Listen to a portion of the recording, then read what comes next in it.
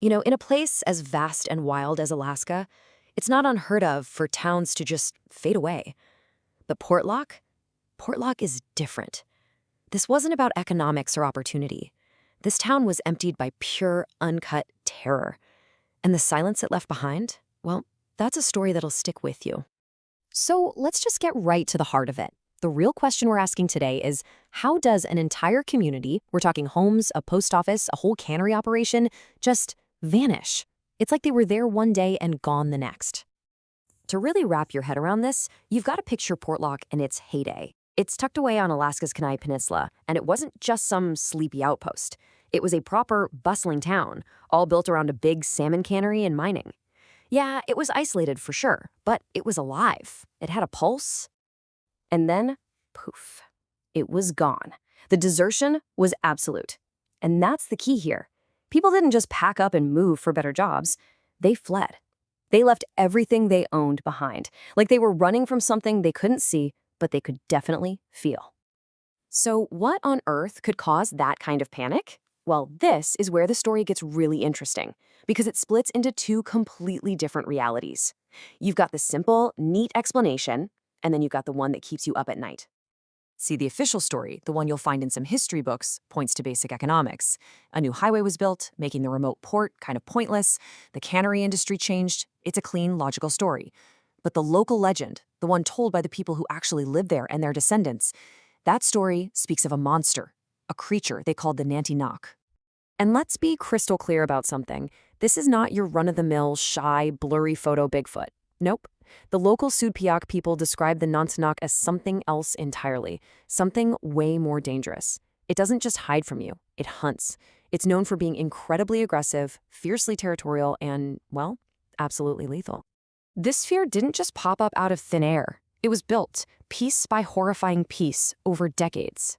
It was a pattern of violent, truly inexplicable events that just kept escalating until the people of Portlock just couldn't ignore it anymore. It really starts to ramp up with stories like the death of Andrew Kemlock back in '31. Now, this was a logger, a tough guy who knew the wilderness and its dangers. But he was found dead out in the woods, and not from a bear or an accident. His skull was just crushed by a single, unbelievably massive blow. And the scene itself was just bizarre. The thing they think killed him was this huge piece of logging equipment found nearby, but people who saw it said there was no way a single man could have lifted it, let alone swung it like a club. And his dogs? His protection? They were found nearby, literally torn to ribbons. But the horror just kept coming.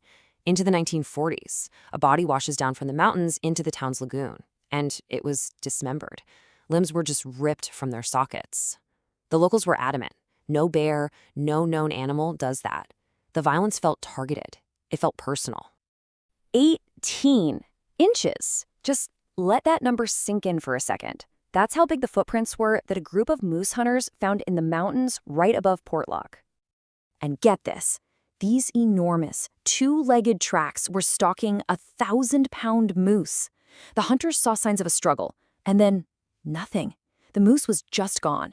The creature's tracks just kept on going up the mountain, as if it had picked up this massive animal and just carried it away.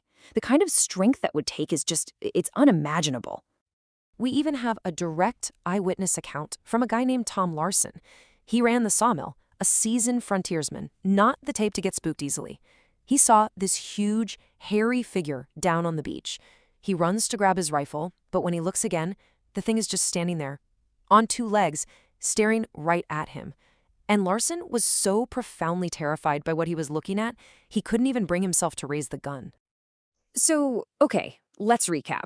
You've got gruesome deaths, you've got mutilated bodies, giant footprints, and terrifying eyewitness sightings. The psychological weight of all that, it just became too much. The whole community was at its breaking point. So look at the census from 1940. Portlock was a small but totally stable community, 31 people. These were families, these were neighbors, they had a life there. Now, fast forward just over a decade, the population, 0, a ghost town. So what in the world happened in those 10 years to cause a total collapse? Well, in 1949, they finally made a choice. As a community, they decided they were done, and they left. Not slowly, not one by one, all at once. It was a mass exodus. Descendants of these families say they left everything: their homes, their tools, their personal memories. They weren't moving, they were escaping what they called the bad spirit in the woods. Now, you might think, okay, the story's over. The people left, the terror went back into the trees, and that was that. But here's the thing. It didn't stop. The strangeness in Portlock, it seems, is tied to the land itself, not just the people who lived on it. For decades after the town was empty, anyone who was brave enough, or maybe just unlucky enough, to go there reported really unsettling things. In '68, a goat hunter was stalked through the forest by something letting out these horrendous screams. In '73, 3 hunters got trapped in the old cannery ruins by a storm and heard heavy, 2-legged footsteps circling their camp night after night. And even as late as 1990, a dying Alutiiq elder's last words to a paramedic who'd been near Portlock were a panicked warning. Did it bother you? Did you see it? That's a fear that clearly never died. So it all comes back to that one question. What really happened to Portlock? Was it just a casualty of progress, and the monster stories were just a way to cope with losing their homes? Or did they run from a very real physical threat, a primal terror that took their town, and for all we know, still walks those empty shores today? This has been another Way Too Real disaster.